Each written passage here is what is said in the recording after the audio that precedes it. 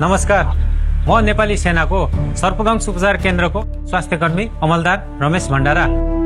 यस वर्ष 4 महिनाको अवधिमा 116 जना सर्पले टोकेको बिरामीहरू हामी कहाँ उपचार गर्नको लागि आउनुभयो।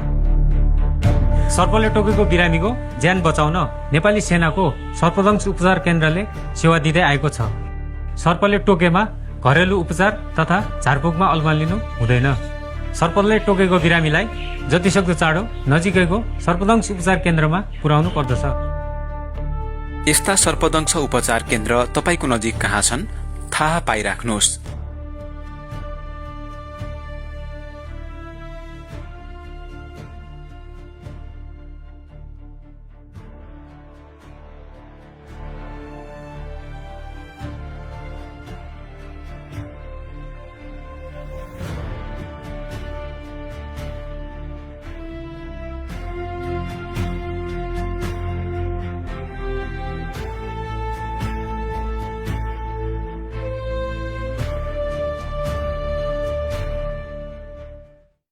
जुटेर मात्र सम्भव छ विपद जोखिम न्यूनीकरण, राष्ट्रिय विपद जोखिम न्यूनीकरण तथा व्यवस्थापन प्राधिकरण।